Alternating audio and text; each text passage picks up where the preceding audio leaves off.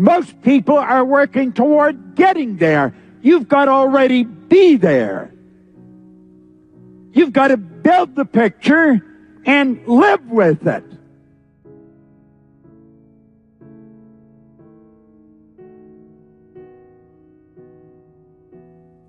Now, when we think about that, we talk about habits. We wake up and we move into action. And our actions are almost all habitual. There's not a lot of thought given to it. It's habitual. And what we want to do is start changing that. And you know, if we just start talking about it, if we start thinking about it, if you start masterminding with one or two other people about it, it's going to change a whole lot of things. It really will. Now, let's look at this. You have retention on one side and attrition on the other side. Do you know that everything you do is feeding one side or the other? You may say, well, I've never thought of it that way. Well, think of it that way for just a few minutes. Now, let this little drawing represent you, your mind, and your body. And then let's think of what we do. Are we feeding one side or are we feeding the other side? There's our conscious mind. In our conscious mind, we gather all kinds of information. So you say, I know this, I know that. Well, that's where the knowledge is right there. Then we have the subconscious, and that's where we have the paradigm. Now, it's not what's going on. It's not what we know that controls our behavior. It's the paradigm that controls the behavior. And if we're going to change the behavior, we have to change the paradigm. And you know something? It's a choice as to which way you're going to go. Now, most people make the choice, but it's an unconscious choice. They make it unconsciously. They don't really think about it. But let's think of this for a moment. You either do what has to be done, or you don't do what has to be done. Why would a person not do what has to be done? Because we're not doing what has to be done. We're feeding the attrition side. We're causing things to leave the business. It's why we feel. It's how we feel. Michelle Barnes said something, I picked it up today. When you don't want to go, it's when you need to go. Why don't people do things? They don't want to do them. And that's when we need to do them. It's because we don't feel comfortable doing it. And we don't feel comfortable because of the ideas or the choices that we're making. And so we don't do the thing that has to be done. Now think of this for a moment. I have heard many people in Vima, I would talk to them about how they're doing, and they say, I just don't have anybody to talk to. Now that isn't true. They probably live in a city of 1 million or 2, but they don't have anybody to talk to. They do have somebody to talk to. It's that they don't feel comfortable talking to them. They don't feel comfortable talking to someone that probably doesn't want to talk to them about something they don't want to talk about. But we've got to get through that wall and get the idea across of what this is all about. You just saw the Alcazan family up here, the entire family. They're earning millions of dollars. They're having a phenomenal time, and they're doing what they love to do. See, the paradigm is the choice. Now, here's something I have found a long time ago. Successful people are willing to do what makes them feel uncomfortable in the interest of growth. Successful people are willing to do what makes them feel uncomfortable in the interest of growth. I remember when I first started to teach seminars or speak, I had studied this for quite a long time. I'd gone through an enormous change in my own life, but I wasn't really sure of what I had done. And so I started to study. It took me about 9 years to figure out what I had actually, how I made the change. And when I got it figured out, all I wanted to do was teach it, but I was quiet, and I was shy, and I was withdrawn. I wouldn't even ask a question in a crowd. I really wanted to teach this. The desire to teach it was so strong. And I watched Bill Gove one night working with an audience, and I thought, that guy is so good at what he's doing. And I made up my mind I was going to learn to do what he was doing, and I was going to get him to teach me. Now, I don't speak anything like Bill Gove did, but Bill Gove taught me how to be comfortable in front of an audience. I was on the elevator the other night with some people. We were going up, and we got Nick on the elevator, and he was saying, he said, I've got to do some speaking here this weekend. He said, can you give me a tip? He said, I've spoken to 400 people, but never thousands. And I said, it's no different. You're just talking to one person. There's a whole bunch of other people listening. And I said, don't worry about what they think of you. What they think of you is not important. It's what you think of you that's important. Fall in love with the idea of helping them. And he was shaking his head when I got off the elevator. I think it was sinking in. We've got to learn to do things we feel uncomfortable with, and then pretty soon we'll start to feel comfortable. This is the way it's got to go. Now, what do you do when you first spot attrition or symptoms of it in your organization? Because it is a disease. Or when you start to see symptoms of defection. Because you do hear about it, and you spot this disease, you spot symptoms of it. I believe what you should do immediately is quarantine it, isolate it, and then treat it. If you are dealing with a disease, that's exactly what you would do. You would quarantine it, you would isolate it, and then you would treat it. Now, how do you treat this? Well, keep thinking about it. Attrition is an effect, and you never treat the effect. You have to treat the cause of the effect. So that causes us to look at retention again. So as you start looking at this, we find the differentiator, especially in a competitive market, is leadership, education, and consistently high standards of service. Now think about this for a moment. It's leadership, education, and consistently high standards of service. If you want to cut down attrition, work toward eliminating it, there it is right there. It's leadership, education, and consistently high standards of service. Now, I have looked at this, and I've looked at this company. I watch it pretty close. I'm very observant of where I'm working, what's going on. And if you look at this, BK and his executive staff are providing tremendous leadership. Now, I'm not saying this to flatter them. I'm saying this to point out to you that that's what they're doing. And all you have to do is look at the results, and the results speak for themselves. There is phenomenal leadership here. You watch this conference grow. Each week it gets bigger and it gets better.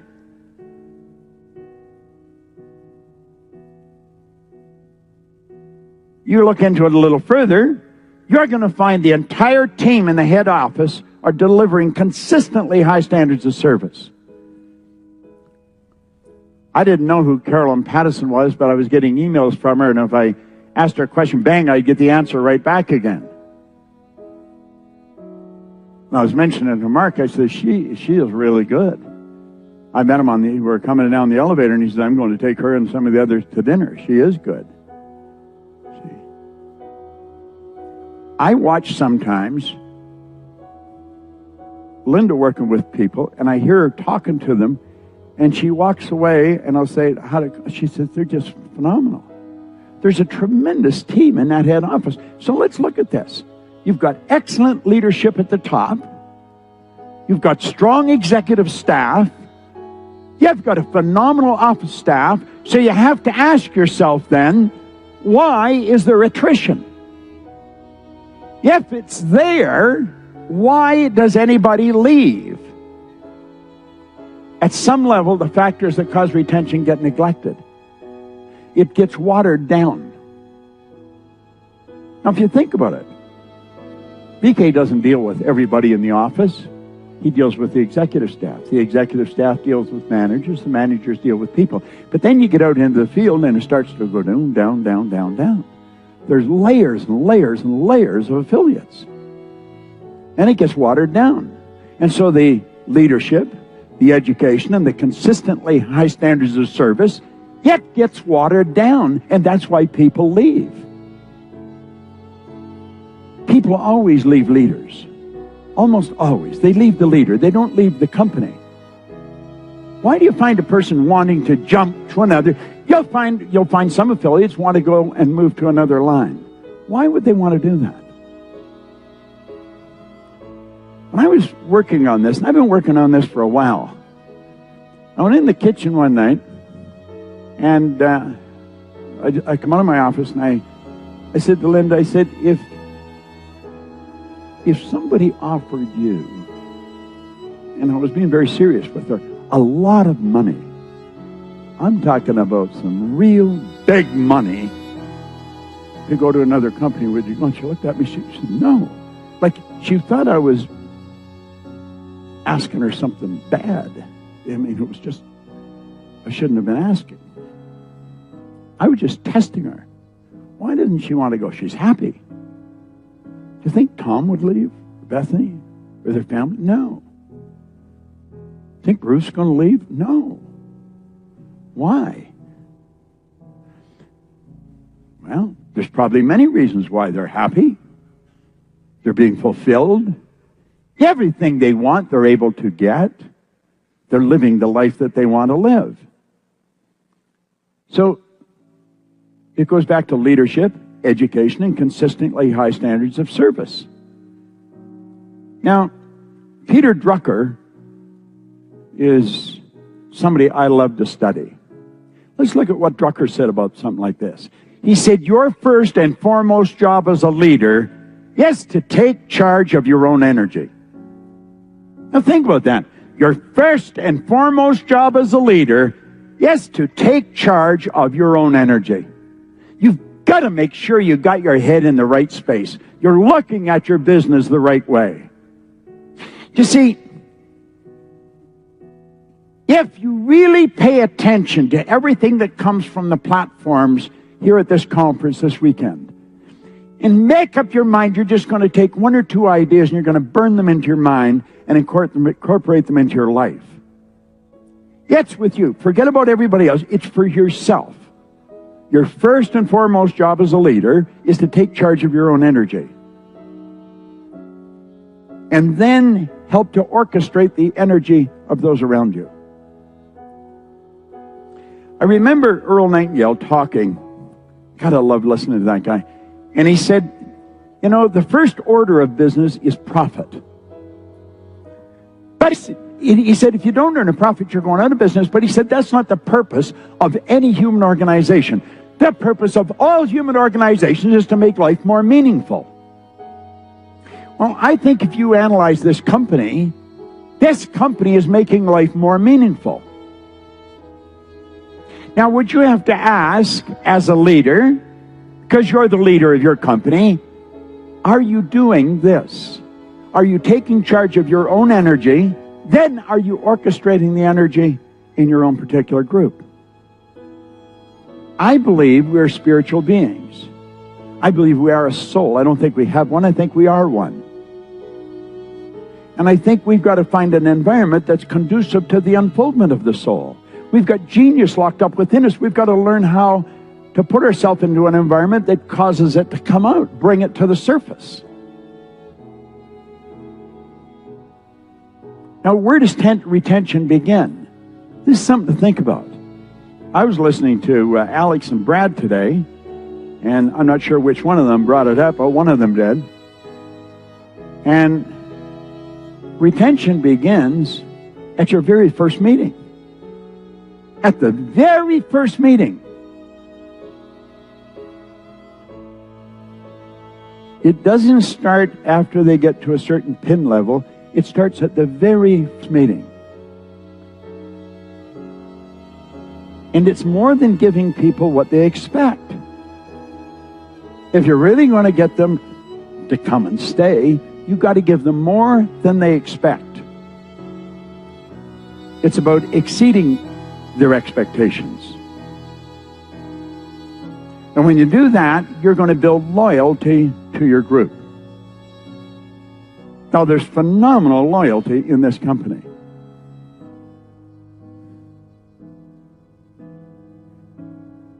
And more important, you build strong leaders.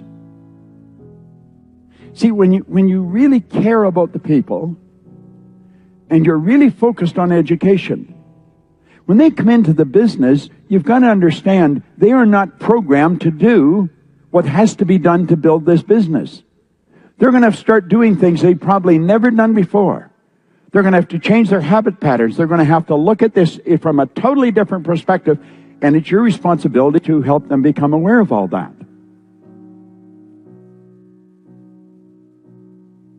Think of this. People will not leave you or your organization when they feel they're recognized and respected. They just won't leave you. They're going to stay. And you will find that there's phenomenal loyalty in different groups. You go to the top level, there's phenomenal loyalty amongst all the ambassadors and to the company, to the elite, to the company. When they're in an environment that leaves them feeling fulfilled, they're not going to leave. They're not going to leave. That's what people are really looking for, and most of them don't know it. A high percentage of the population are very frustrated, and they're disturbed, and they're trying to figure out, missing. Well, what's missing is that they don't have a purpose in their life. They don't really have a direction. They wake up in the morning and they hope it's going to be a good day. But when you do have direction and you know exactly where you're going, you make it a good day.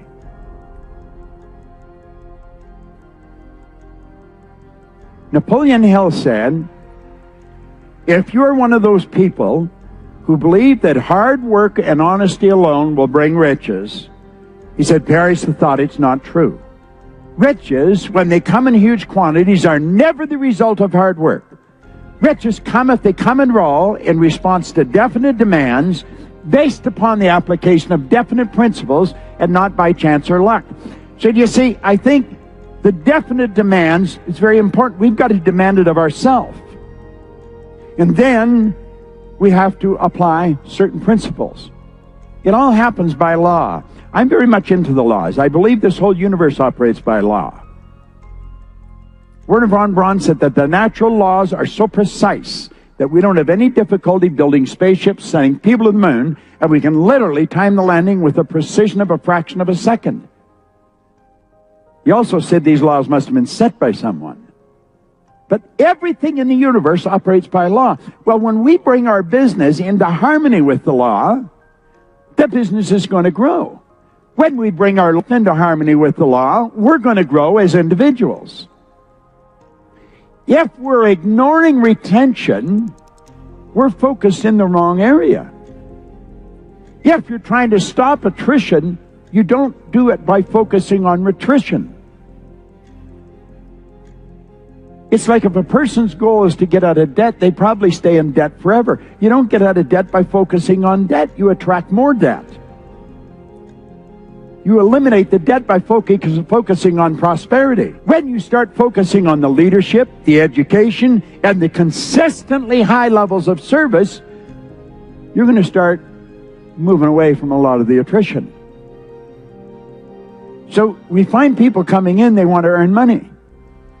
Well, the money has to be earned. You don't make money. You'll hear people talking about how much they're making. Nobody makes money. People that make money work in the mint, or they're in jail or on their way there. Everybody else earns it. Money has to be earned. Yet it's going to come to them in response to definite demands and by applying certain principles.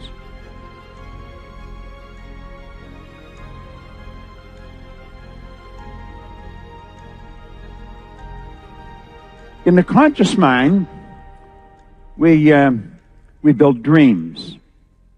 And we talk to people about dreams. It's one of the biggest things in network marketing. I think it started with DeVos and Van Andel. They got the network marketers really going, and they got them focusing on dreams. They take ordinary people who are struggling, yet they get them to move away from looking at their present situation and build a picture, a dream in their mind. And you can do that very well, but it isn't the dream that controls the behavior. The dream does not control your behavior. So you got people with great big dreams, but not many cycles. They got big dreams and they're not building any leaders. They got big dreams and the results just aren't there. Yet they talk about their dreams, but the results, why aren't the results there? It's because the paradigm is controlling the behavior. They know nothing about it. Go and ask some of the people in your downline what they know about paradigms. Most of them don't know. Most of their behavioral patterns, every day, they're doing the same thing. And they're not working on retention. They're trying to get, and it doesn't work. Joel Barker wrote a book on paradigms back in 1990.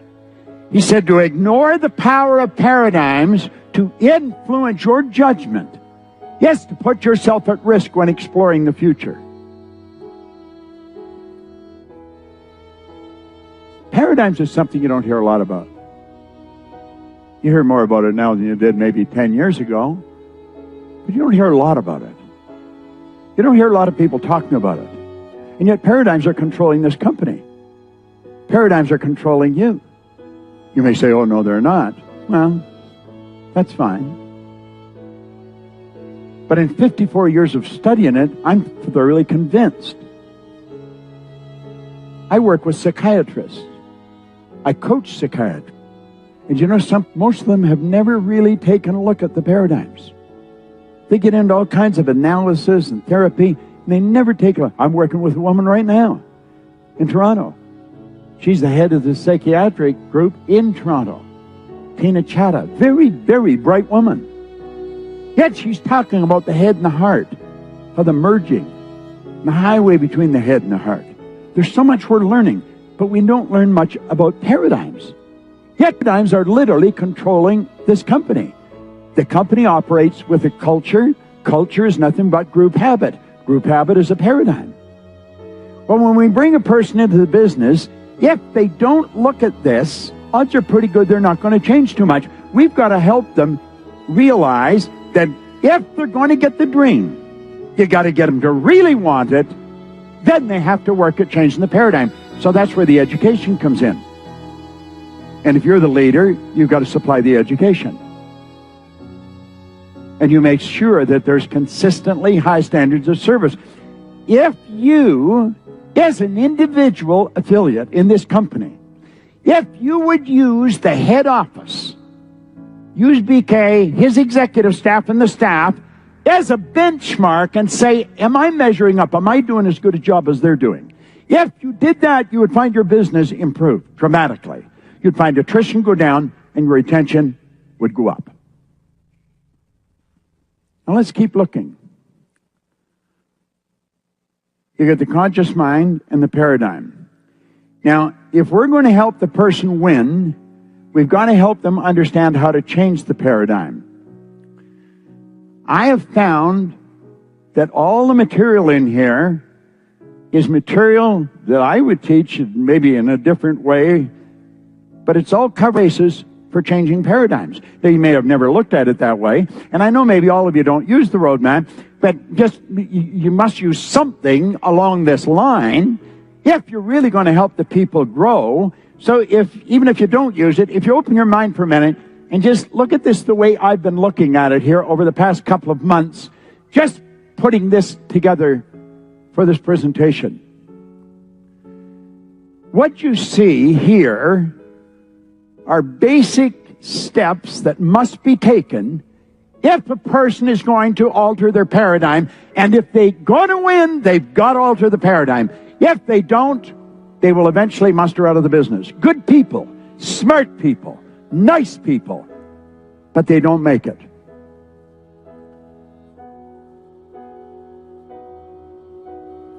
They have to understand how to change a paradigm. Why do you think Solomon said, all you're getting, get understanding? They've got to understand. You see, I think material like this has got to be taught. You don't just give something like this to say somebody, here, study that, fill it in. This isn't like you're getting a driver's license or something. This is a strategy, if you want, to help people earn millions of dollars. Now, if retention is the focus and freedom is the reward, then these kind of steps have to be looked at. This is a strategic plan.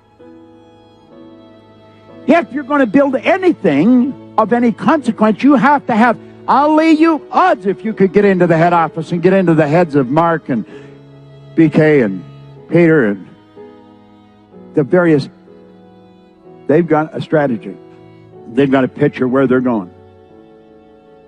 They execute it. But when you bring a person into this business, frequently some of these people have never really been in business before, but they're going into their own business. This is not a job they've got. This is something much bigger. This is an opportunity to live the way people rarely even dream of living. People in the company. You'll find most of them are quite different personalities. But they're all doing essentially the same thing. They may do it a little different, but they're doing essentially the same thing. They're helping people build dreams, and they make the changes necessary that they have to make in their personality to realize those dreams. And that's the strategy. So, I want to suggest you really think for a moment. School gave us valuable knowledge. However, school never taught us one thing about changing paradigms. Now, this is rather strange. I find it very strange because I didn't go to school. I went to high school for 2 months. So the education I got on my own. I didn't get it in a formal situation. But in working with some of these professionals that I work with, I'm always amazed that this isn't something that they really pay attention to.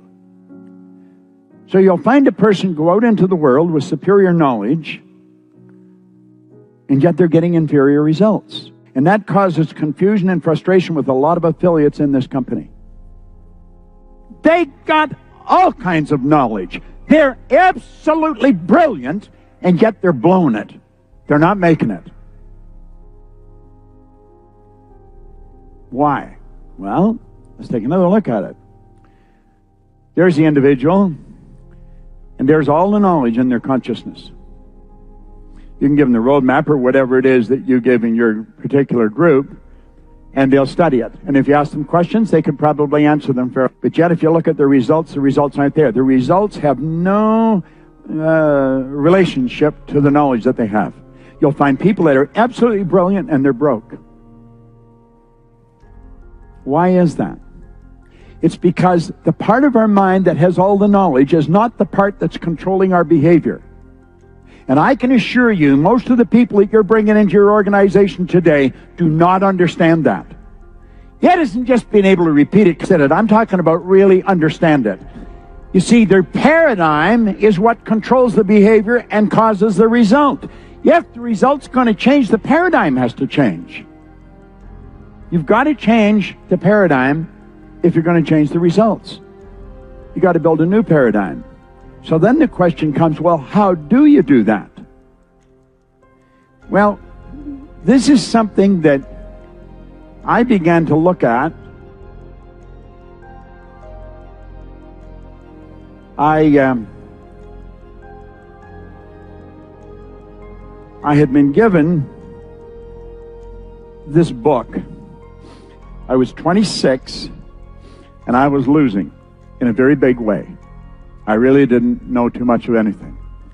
And the man that gave me this book, he got me to sit down and take a look at myself and my life. Then he said, listen, you can have anything you want, but you're going to have to change your life. And he asked me, what did I read? And I said, I can't read. Now, that wasn't true. I couldn't read very well, but I could. And I later found out I read it about as well as most people. Do you know that most people read at about a grade 3 or 4 level? And that's because we learn to read by the time we're in grade 3 or 4, and we never improve upon the skill from that point on.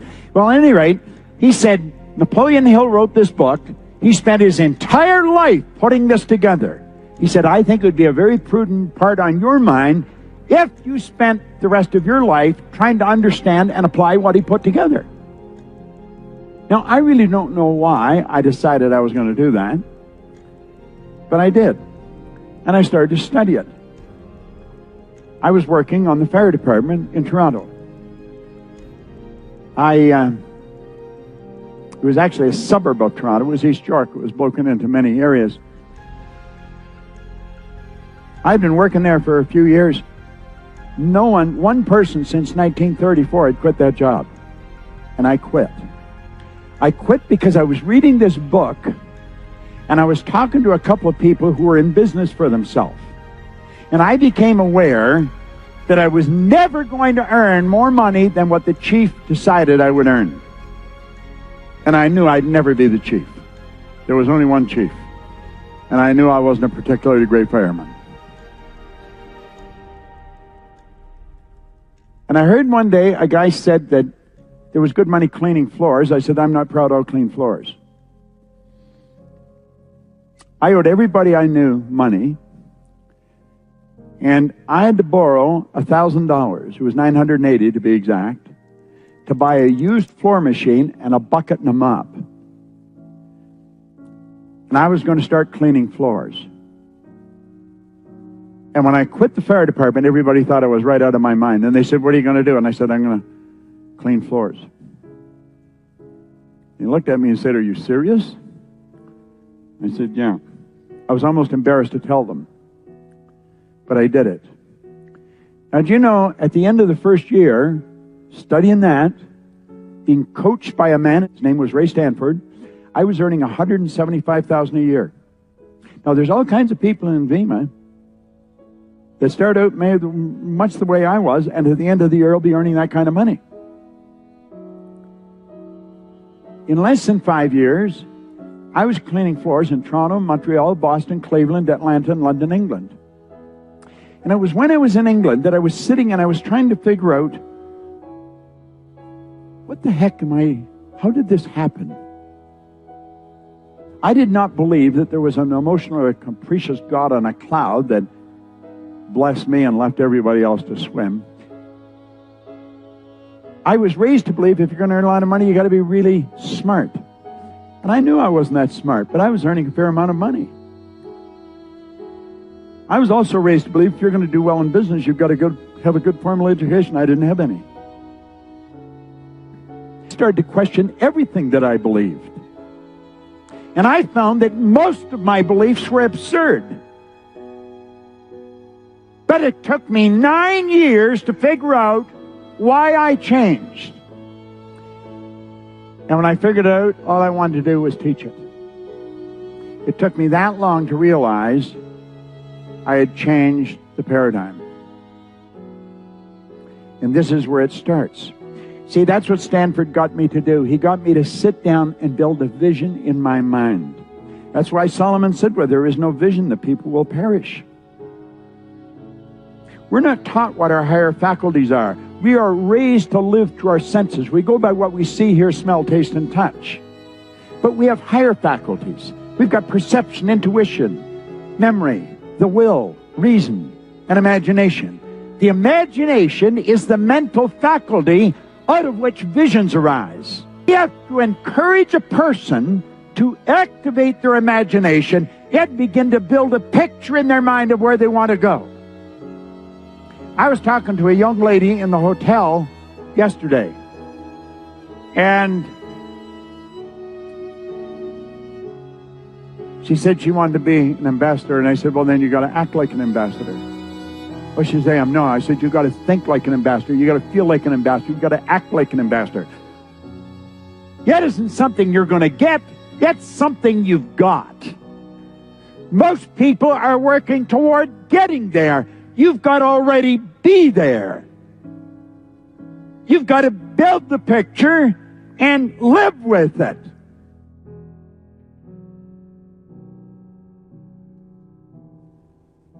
T. Lawrence was a British soldier. And just prior to the First World War, He went to fight with the Arabs against the Ottoman Turks in the desert. And they called him Lawrence of Arabia. And that's what they made the movie on. Well, Peter O'Toole, if you watch that movie, he mentally became Lawrence. When you see him riding on the camel and you look at him, he's not acting, he has become Lawrence.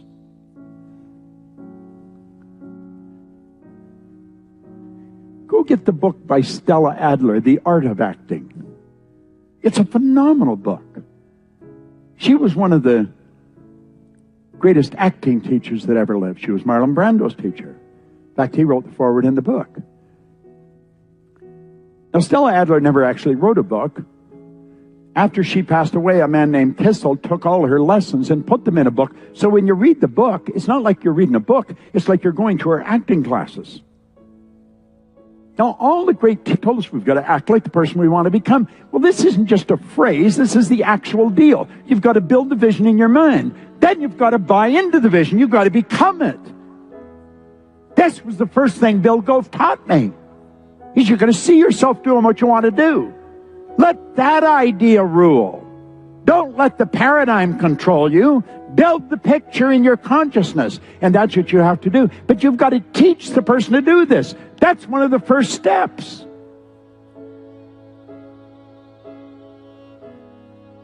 Genevieve Behrend said, the exercise of the visualizing faculty keeps your mind in order. If there's no order in their mind, there's no order in your outside world. Many of the affiliates, there's no order in their world. They're going this way and that way. There's no order. She said the exercise of the visualizing faculty keeps your mind in order and attracts to you the things you need to make your life more enjoyable and in an orderly way. She went on to say, if you will train yourself, get in the practice of holding the image of what you want in your mind, you'll soon find your thoughts and desires will proceed in a more orderly procession. In other words, you're not going to be involved in chaotic thinking.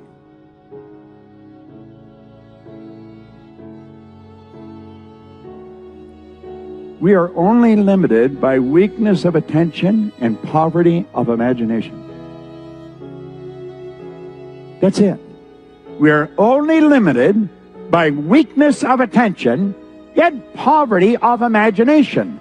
The great secret to building your Vima business is a controlled imagination and a well-sustained attention firmly and repeatedly focused on the object to be accomplished. Get the picture in your mind. Play this game for a moment. Ask your imagination, what do you see coming my way this year? Look at your imagination as being some part of you that you can talk to, and it'll talk back to you. Where do you see coming my way this year? Get your imagination going. Get your heart into it. And then get specific. Really dream. Don't just come to the conference and leave and say, wow, it was great. Leave with a specific dream in your mind and make up your mind what you're going to come back here as on the physical plane at next year's conference. You can take quantum leaps in a year. A year's a long time when you're really applying yourself. Visualizing, it's the biggest thing there is. Now, when I first started to read that book and follow Ray's direction, that's what he didn't talk about visualizing because you got to get a picture of what you want. Then you have to be coachable. Do you know that most people are not coachable? I have a coaching company.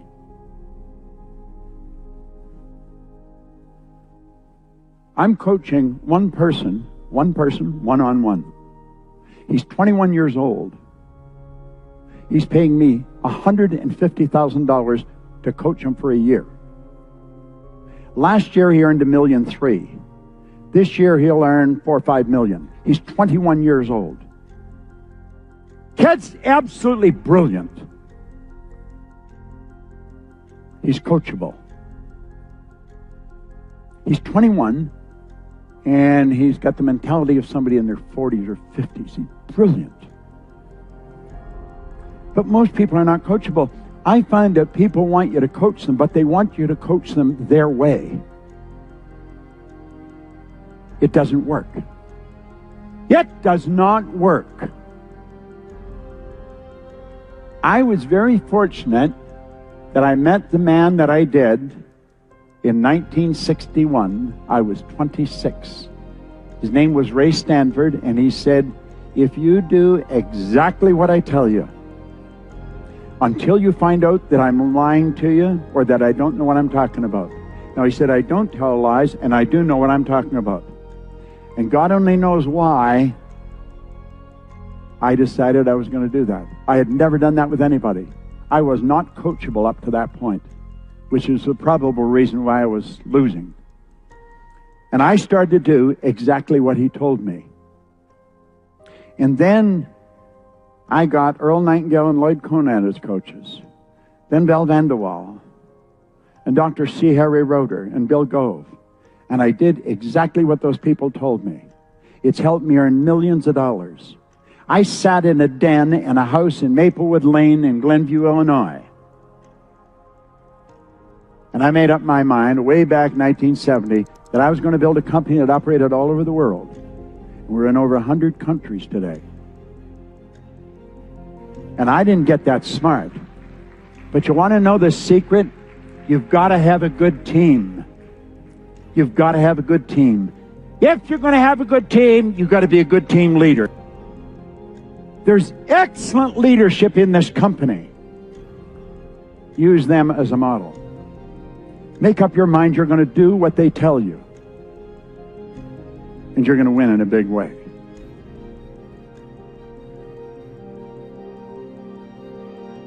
Then, this is really the key.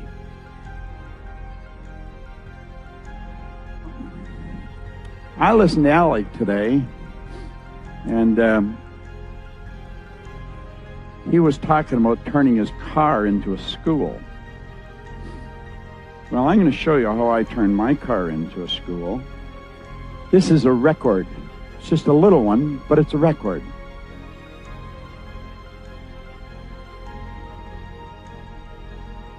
And this is a record player. It's a portable record player. I have listened to that record thousands of times. You see, attitude is something that controls our life. It literally controls our life. As I was listening to this, I was thinking, BK was raised on this. His family raised them on these records. In fact, his dad used to sell them. That's where he started with SMI. Go ahead.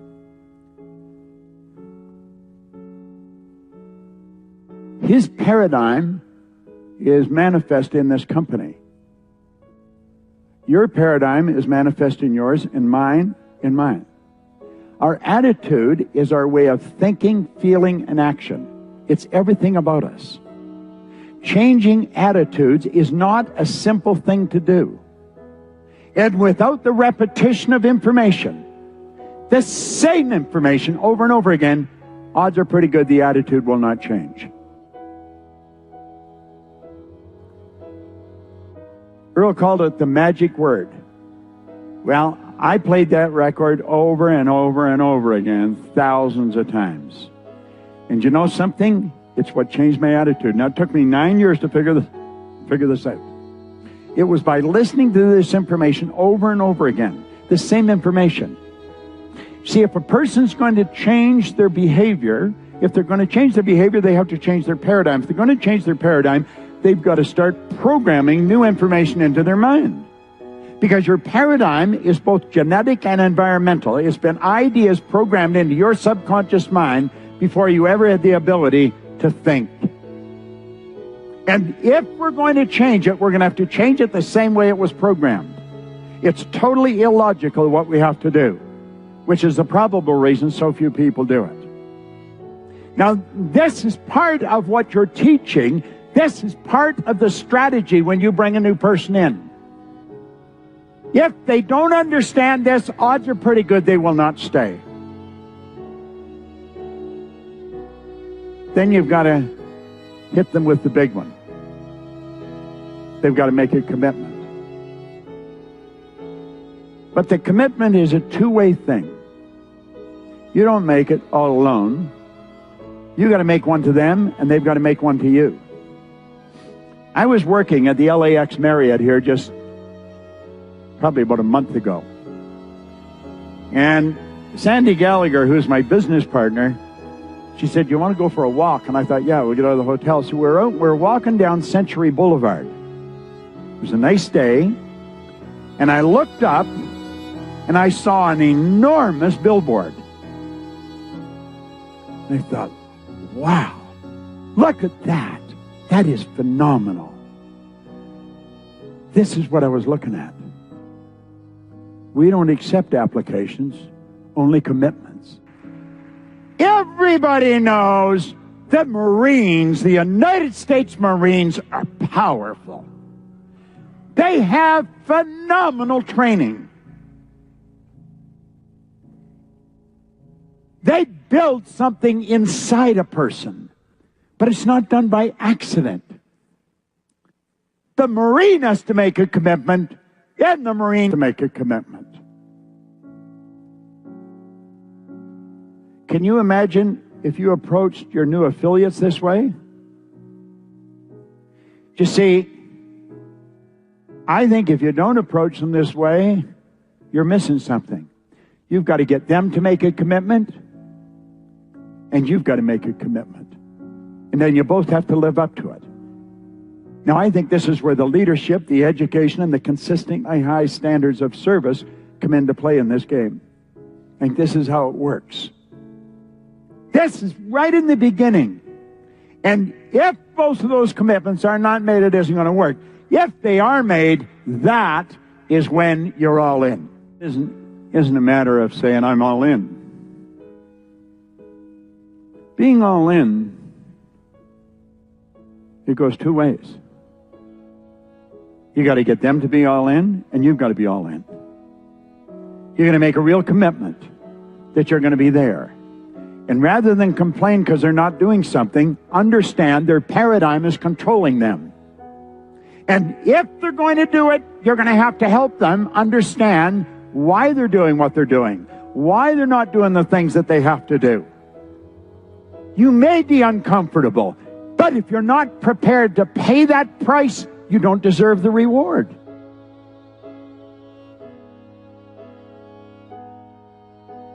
I died 1,000 deaths getting up in front of an audience, even a little one.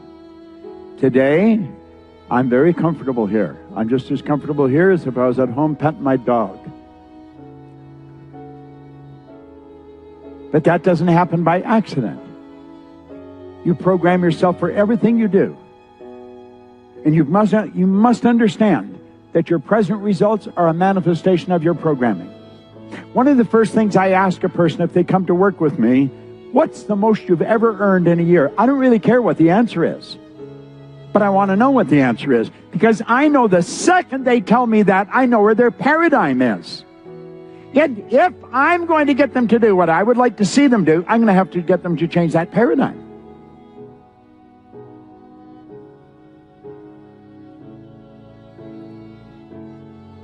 These young people that are making it, I guarantee you, you're changing the paradigm.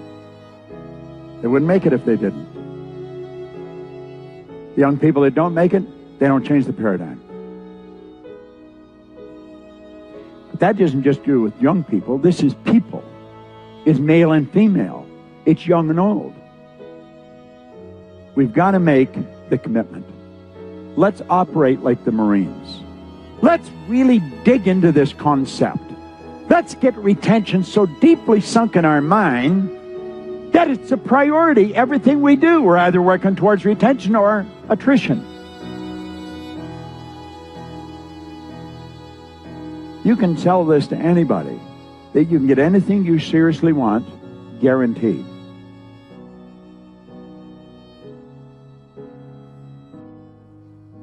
The realization of a goal in VIMA is not a complicated process.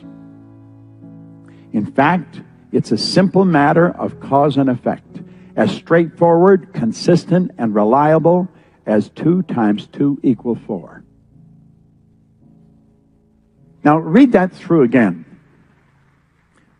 This is something you can sit down and say to somebody, look them square in the eye, and you can say, you can get anything you seriously want, guaranteed. The realization of a goal in VIMA is not a complicated process.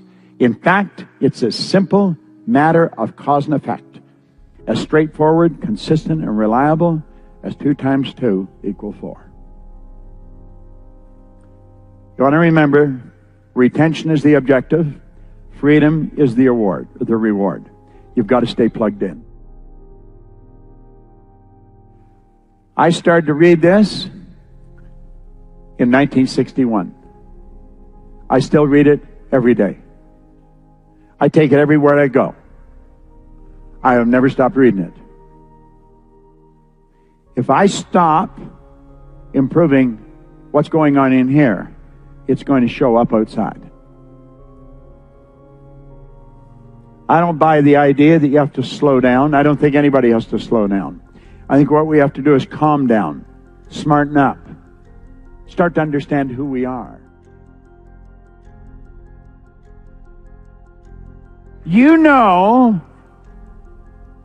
that when a person doesn't stay plugged in, pretty soon they leave the business. You'll start to see them less and less.